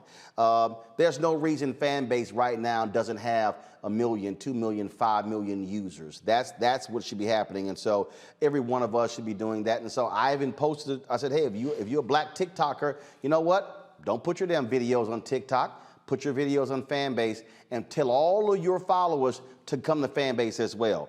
Black owned, Black controlled, I'm saying, so folks, be sure to download it. All right. Y'all know what time it is. No charcoal grills are allowed. I'm white. I got you, bro. Illegally selling water without a permit on my property. Whoa! Hey! Give us your right. You don't live here. I'm uncomfortable. All right, folks, this crazy-ass white lady had the nerve to threaten some Black kids at a playground by using racial slurs and literally chasing them around with a knife. Come with me. I got hands, nigga. Come with me. Come with me. I got hands. That's why you running, nigger. Oh! You hurt me. Oh!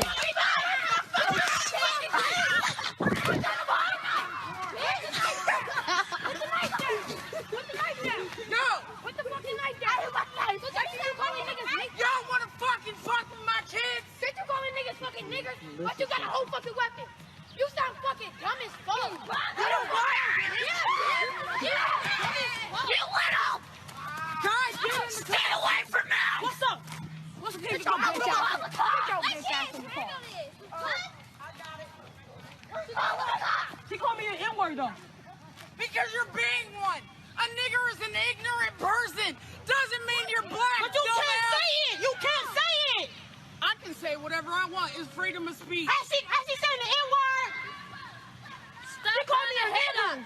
She called me a nigger. You beat up 3 of my kids. 2 of your kids. Who the 3? Landon, Kai, and McKenna. No, they almost did. They almost did. I don't hit girls. I hit niggas though. No, they almost did. It doesn't matter. Go to jail, they stopped. My kids weren't fucking with you. Yo, He told me to be word 4 times. He did. deserved it. He kept doing mean stuff. Exactly, he deserved it. And then that's okay, I apologize. You need to watch your fucking mouth. Like I said. You sitting there telling me that they're starting shit. They is. They all started this. No, see, you got me. Get the fuck in the car. Well, now that racist has gone viral, and there's a hashtag called Arrest Tara Roland. Check this out. Last week, I told y'all about a woman named Tara Roland terrorizing children by chasing them with a knife, yelling racial slurs on school property. That's all I knew then. That's changed. Tara couldn't catch these kids. She needed backup. She calls 911. Guess it's a crime to be a black child in Fort Wayne because they took Tara's side of the story and they took one of those children and put them in the back of the cruise. Not that that was good enough for them. They decided to threaten him with detention center and they didn't record any of it. Fort Wayne Police Department has been telling the advocacy group, the Changemakers, that they've had someone on the case for a while now. That's not true at all. Matter of fact, nobody went on the case until the day after I posted my video. The parents have come forward, the tape has been seen, the media is silent, the school system won't make a statement, and the police aren't doing shit about it. I need y'all to make some noise. The image above me is everything that you can do to make some noise and calling for the arrest immediately of Tara Roland. It feels like a damn good day to get some justice. Let's make some noise. Well, after that video went viral, the social media user who posted it released this follow-up video. All right, that was one there. So basically what they're trying to do is that they really want people, they really pressure the Fort Wayne, Indiana folks to get involved. They released a call of action for the arrest of Tara. Joining us right now is Positive AF, Alicia Rausch, and Delana Sanders, co-founders of Changemakers Fort Wayne. How y'all doing? Good. How are you? All right. Glad to have all of you here. So, all right. So what has happened? What has happened? What has been the response? Is the city of Fort Wayne responding? Fort Wayne is barely responding. Our friend down there, Positive AF, actually helped us engage the audience in Fort Wayne, Indiana. You know, Fort Wayne has been known as a city to be sleep and very complacent. And we knew that when we found out about this case. And so we knew that we would have to gather the army and the community outside of the city. And that's exactly what we did. We put several influencers, TikTok, Facebook, Instagram, just to see who's like-minded and who is actually brave enough to tackle this issue and speak about this issue. And Positive AF answered the call. So when you put this video out calling for the call to action, you made it perfectly clear. You said, "Hey, let's get this thing going." Have folks been blowing your phone up? How people have been stepping in? Yeah, absolutely. People have been blowing it up. I think when we started the hashtag, we were at 2 uses of the hashtag of arrest Tara Roland. And now I think we're over 1.2, 1.3 million. So when I said in the video, make some noise, people are definitely making the noise. I've seen Fort Wayne be tagged on Twitter. I've seen it reposted on Facebook, Instagram. We're definitely making noise. Matter of fact, on one of our call to action promos, there was a phone number to call the lead detective on this case, and people blew up his phone number so much he actually had it disconnected. So I don't know if that's a good thing or a bad thing, but definitely shows where Fort Wayne stands as far as Tara Roland is concerned. Well, we have a replacement phone number for everyone, and we put that out as well. So that one is shut off, but we have a new one. We're going to call the chief of police. So the fact that she terrorized these folks and nothing has been done so far is crazy to me. Yeah. It's crazy, but it's not. Go ahead. Yeah, the thing is, from the protests in the summer, last summer in this city, we're not surprised by the way that the police has responded. The mayor here actually put together a commission that was supposed to address the relationship between the Fort Wayne Police Department and the community, which was very volatile. It was a dangerous relationship just because there was no trust, and there was also a lot of implicit bias. There's a racist culture on that department, and we're seeing that actually play out in this case because they are dragging their feet. They're saying that they need more and more and more, and we actually go out and go fishing for more, bring it back to them, and then they say they need something else. The prosecutor hasn't even touched the prosecutor's desk. I talked to the chief of police office today, and they said, well, we're going to need you all to give us more time. And we told them that we've given you guys 2 months already. She should have been arrested as soon as they found out about this, which was May 29th. May 29th, and they have not done anything, and still, as of this morning, don't plan to do anything. What else do y'all want the public to do? Are you planning any public protest, anything along those lines? Well, yeah, we're definitely going to move forward with public protests. You know, if we don't see the results that we want, you know, we want her arrested. She needs to be charged with criminal recklessness, intent to harm a minor. You know, we can't let something like this go in our community. We just had a few months back, we had 3 black boys actually, 19, 18-year-old boys shot, and 2 of them were killed by a white man. They were literally hunted down in this city. And then we have this happen. So it seems like there's a pattern, and they're getting comfortable with doing these things. And so we need to stand up and make sure that she's held accountable for her actions. It's not okay for an adult to chase a child in a public park or on school property with a knife. It doesn't matter what happened before. It doesn't matter what happened after.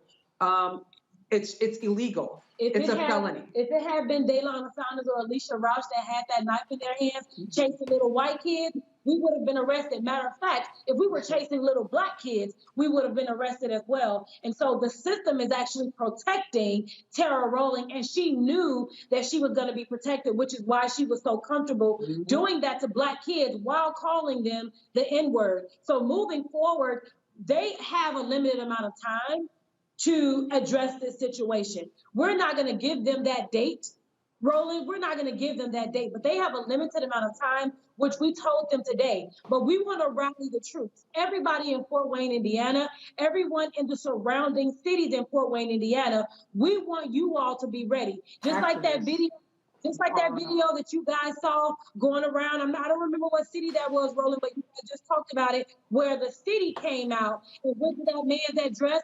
That's the energy that we need in Fort Wayne, Indiana. So we're putting everybody on notice that we want you all to be ready when we put out that call to go to the police station, or if we got to go to the chief's house, we're going to protest there. So we want you all to continue in the meantime.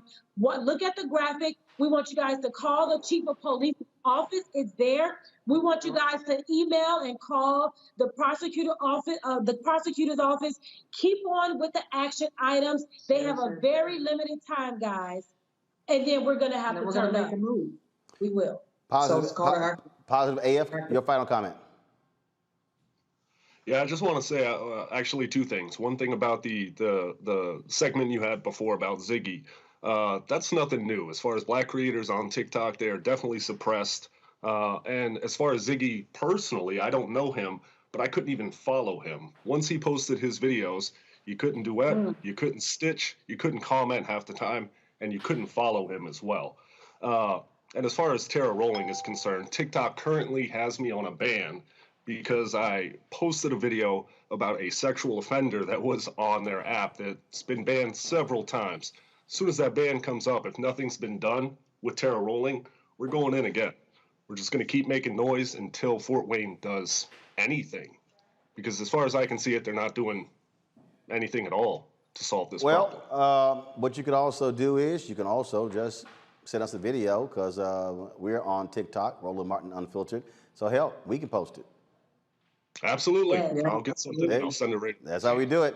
All right, folks, I appreciate it. Let us know how this thing ends up.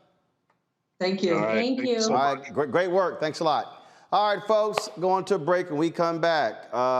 Essence Festival, the second weekend, took place last weekend. We'll talk with one of the editors about that and show you also some of what took place for our recap of the 2021 Virtual Essence Festival. That is next on Roland Martin Unfiltered. When you study the music, you get Black history by default. And so no other craft could carry as many words as rap music. I try to intertwine that and make that create whatever I'm supposed to send out to the universe. A rapper, for the longest period of time has gone through phases. I love the word. I hate what it's become, and to this generation, the way they visualize it. Its narrative kind of like has gotten away and spun away from, I guess, the ascension of Black people.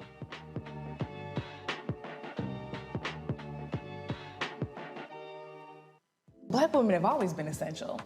So now how are you going to pay us like that? And it's not just the salary. I mean, there are a whole number of issues that have to support us as women. Yeah. But that's what we deserve. That we shouldn't have to beg anybody for that. And I think that we are trying to do our best as a generation to honor the fact that we didn't come here alone and we didn't come here by accident. I always say every generation has to define for itself what it means to move the needle forward.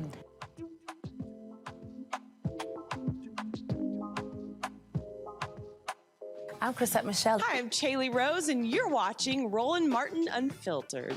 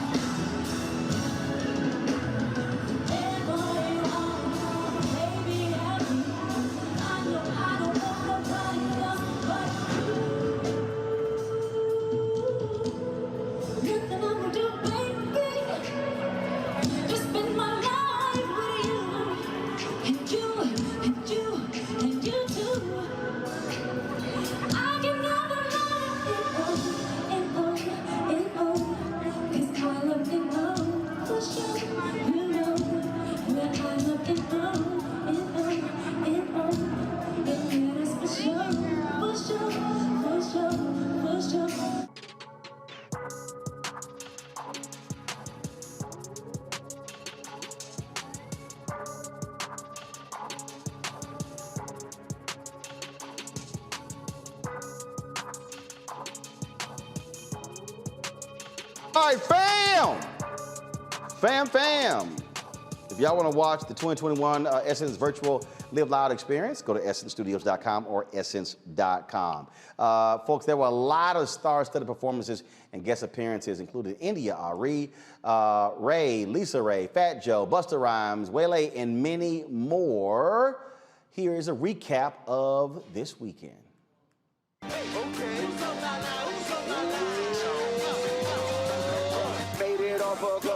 And I made it with that dough flow. This one right here for DC. This one right here for Polo. See my BA Palace flow. You go Boston Palace flow. Here they keep that ratchet close. Tend to take a ratchet low. I get like 8 of them. They clapping and we ballin'. How fitted we at stadium. You're actually about to get a scoop because I've never really talked to anybody really about my skin story, but I have an interesting one. Okay. Because when you said my skin looked good and glowing and clear, this has been a long journey to get to this point with me and my skin. When I was young, I had very, very, very troubled skin. I would say my skin stayed troubled until I was probably 19. And so what I learned as I got older was that I had allergies that I didn't know I had. I was eating what everybody else ate, but it was affecting my body different than it affected everyone else because I'm hypersensitive. Get you somebody that can do both. Black Beatles got the bass belly rolling. She thinks she love me, I think she trolling. That girl is a real crowd, please. Small world, all the friends know me. Young bull living like you know keys. Quick release the cash, watch it fall slowly. My mom loved makeup, and I would just always look at her in the mirror and be like, wow, you know what I'm saying? And her sisters and stuff, and her sisters that have eyes like me, I would feel like, ooh, when I get older, I'm gonna wear green. And I'm gonna put those glasses on too, and I'm gonna wear wigs too. And look at me now. Look at me. Here you are. The face and like when Claudia said, the older that you get, the more I like the fresh face look. We did a show of Cocktails with Queens with a spa face, fresh face, and we all looked incredible. Essence Festival.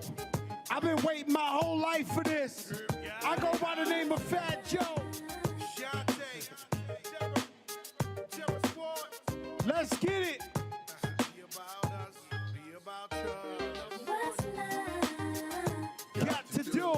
Got to do with it, baby.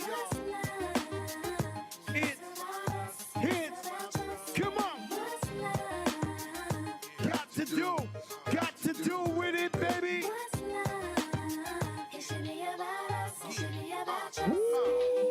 With no delay, so what you say, yo? Silly with the 9 milli, what the dilly, yo? When I be on the mic, yes, I do my duty, yo. I ride up in the club like we while in the studio. You don't wanna violate, nigga, really and truly, yo. My main dog, nigga named Julio. He moody, yo. Hey, like a nigga did the sloppy with the tulio.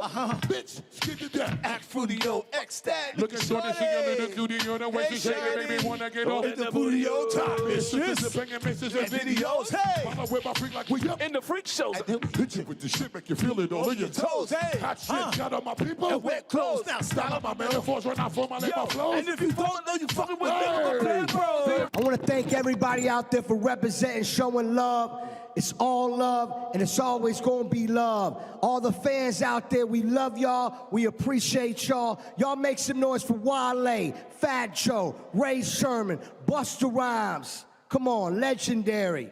Peace and love. Bless up. That's right, the Essence Festival of Culture. We the biggest.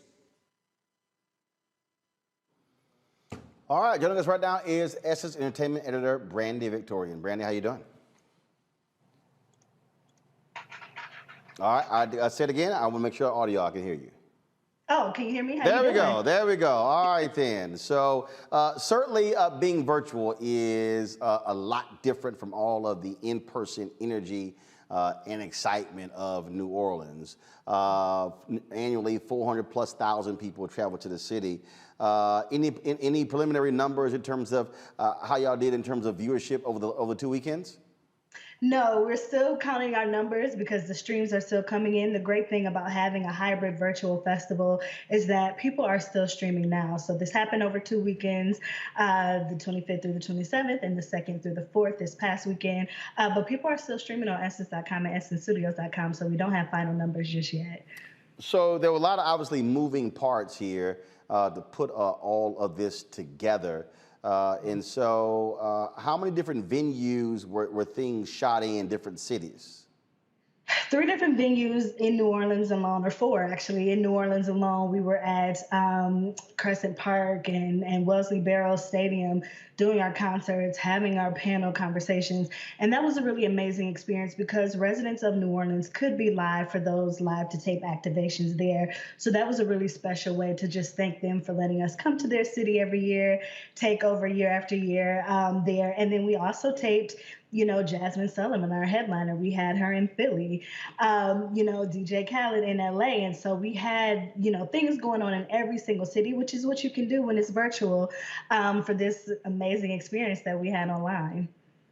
So, but now you had it on Essence.com, EssenceStudios.com, but then was it also on your Facebook page, YouTube channel? How many different platforms were you on?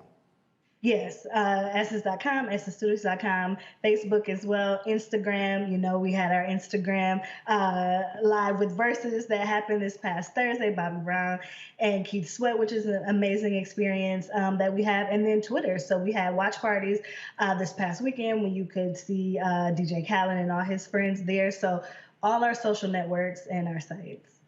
There was, now in terms of curating all of this, that was also, that had to be a challenge. Huge undertaking, shout out to our team. Last year, obviously, we had to pivot to be fully virtual because of the pandemic. And this year, we are still in a pandemic. Things are opening up a bit. And so that's why we were able to do some of those live activations on the ground. But the great thing about virtual, again, everyone, no matter where they were, could experience the festival, and they can keep experiencing it now. And so it was a lot of moving parts, as you said, but we're so grateful to the talent also, who was just excited about getting back out there, excited to be performing again, and just work with us to have a safe experience, but an amazing dynamic experience. And obviously, everyone is thinking that you're going to be back in New Orleans for 2022. Has that decision actually been made, or is it still going to be driven by COVID? Yeah, we want to keep everyone safe as a priority. So we definitely are going to, keep waiting out, see how things happen with COVID, just to make sure, we're taking care of everyone. But obviously the hope is that we can be back in New Orleans with everyone in the city like we've been for the past 27 years. And so in terms of how you also are now going to curate the content, you certainly posted clips and things along those lines on your different platforms. But are y'all going to be doing any restreaming, or is it simply all going to be VOD?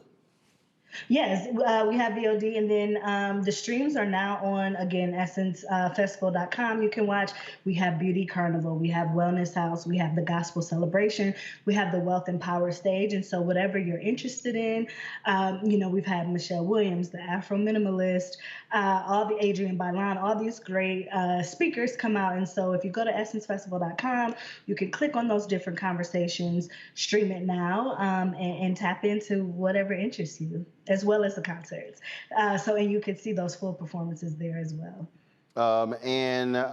So one of the things that, out of all the different things that both weekends, I'm going to actually put you on the spot, which was a better weekend, the first or the second? Oh, no. Yep, sorry, suck it up, got to answer. They were different. Okay, go ahead. But we have to shout out, our headliner, Jasmine Sullivan. She's an amazing vocalist. She's our headliner this year. She's also our cover star for our July-August issue. And we actually had a special New Orleans to LA watch party during BET weekend. And audiences were glued. We're in person, but we're watching our screen and watching her sing. So I have to give my props to Jasmine there. But DJ Khaled and his friends did his thing this past weekend too. So that's a tough one. All right then. Well, look, we certainly appreciate it. Hopefully we did our part for the last 3 weeks, partnering with Coca-Cola, promoting it every single day, pushing people to check it out. And so hopefully the numbers were through the roof, and I can't wait for us to be back in New Orleans, because we dipped into our personal archives, pulling out a whole bunch of stuff from the past decade, different Essence Festival moments. Yes, we can't wait to see you on the ground either. All right. Brandon Victorian, we appreciate it. Thanks a lot. Thank you. Take care. All right. Thank you so very much. Folks, I think do we have another Essence throwback? All right. Roll it.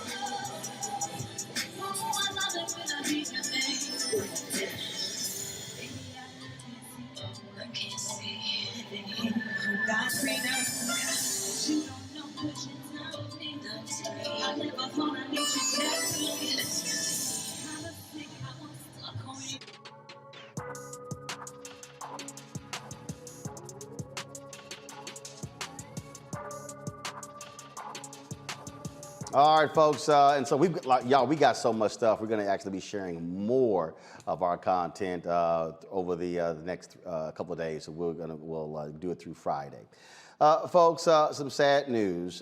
Yesterday, we got word that actress Suzzanne Douglas, you might remember her from the show Parenthood with Robert Townsend, also starred in The Inkwell and How Stella Got Her Groove Back. She passed away at the age of 64. Not only was she an award-winning actress, also was an amazing singer as well. Also very much involved in her church in New Jersey, as well as in Delta Sigma Theta. I got a chance to meet her at their convention. I think it was in 2011 when I was in New Orleans. And so she was very much involved in some of the community endeavors. Yesterday and last night had an opportunity to communicate with a lot of her co-stars, Phyllis Siobhan Stickney, Joe Morton, Inkwell director Maddie Rich, also communicated with just others who just shared that, Robert Townsend as well. These are some of the tweets that people put out. Robert Townsend, he and I talked last night. He posted, "My heart is full because yesterday I lost my amazing dancing partner on TV for 5 years, Suzzanne Douglas. We did work on the Parenthood. I just remember a lot of laughter and a lot of tears. Her regal bright light will be missed." Next up, Jada Pinkett Smith. She also, I reached out to Jada last night talking with her people, letting them know about the passing as well. Because it wasn't actually shared with a lot of folks. Again, her family posted items on Facebook page. She was a Chicago native, was an Illinois State University graduate, and earned a master's in music degree from a Manhattan School of Music. Also, NAACP Award, Image Award winner for the movie Tap. She also played Cissy Houston, mother Whitney Houston, in the 2015 biopic Whitney School of Rock. She also was in various Face series. And her last show was, of course, she was in Ava DuVernay's When They See Us, about the Central Park 5. Let's again go back to, here's the tweet from Jada, first of all, from Niecy Nash. R.I.P. Suzzanne Douglas. She was not only a class act, but a gentle soul, so talented, grateful for having the chance to work together on When They See Us. Too much fun. When Kaepernick came to set, take wing queen. Let's pull up the Jada Pinkett Smith tweet as well. First of all, this is Reagan Gomez. I'm at such a loss. I was a Philly kid straight off the Greyhound bus who took a lot of things for granted. Watching you work and move gracefully from scene to scene made me love and respect the business. Our talks we had, lots of them. You taught me so much. I will never forget you. Jada Pinkett Smith, I woke up this morning to the news that Suzzanne Douglas passed away. I worked with Suzzanne in the film Inkwell. She was an elegant, gentle, warm spirit. My deepest condolences to her family and loved ones. May she rest in love. And also, let's see, Viola Davis. Oh man, I remember being at a party with you. I was just about 10 of us. We talked about, first of all, I'm trying to read this monitor, y'all. Let me just actually pull up Viola's Instagram here. We got it in very small print, so that's why it's a little hard to see the monitor. Let's see here, Viola. And like I say, there are lots. If you actually go to all the social media platforms and type in her hashtag, you will see a lot of the posts that have been made with regards to Suzzanne Douglas. This is, of course, is one of them. Let me just pull it up on my phone here, folks. Viola Davis. All right, here we go. And so this is her post. She said, oh man, I remember being at a party with you. It was just about 10 of us. We talked about life, race, the world. We laughed, ate, shared. I'm so happy I got to tell you how much I loved your work. R.I.P. beautiful, talented, dancing queen. As I said, I got a chance to communicate with Joe Morton, who played her husband in the Inkwell. He talked about how amazing she was as well. And Phyllis Siobhan Stickney, she and I text earlier, and she said this. She said, yes, she is my sister from before Hollywood. I loved her spirit, her talent, her style, and grace. No word when there will be funeral arrangements for Suzzanne Douglas. Again, the actress and the singer, passing away at the age of 64. Let me thank our panel. I appreciate y'all being with us. Thank you so very much. Bernarda, Kelly, and Faraji, thank you so very much for a great conversation that we had today. Folks, if y'all want to support what we do, We got to create our own platforms to speak to our issues, to celebrate our own, like Suzzanne Douglas. They're likely not going to get the kind of attention on mainstream media, but that's why we do what we do, to show our appreciation. So please do so by joining our Bring the Funk fan club. Our goal is to have 20,000 of you contribute $50 a year, average $50 a year.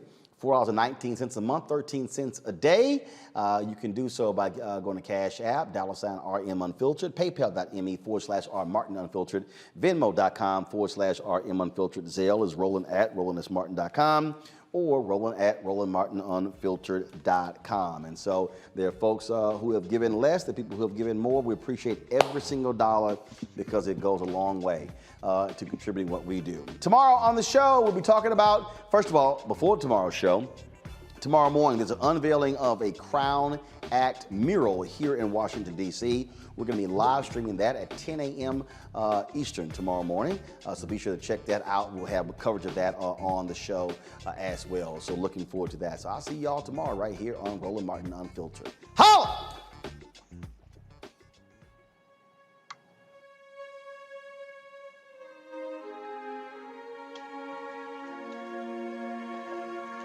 Thank you, everyone.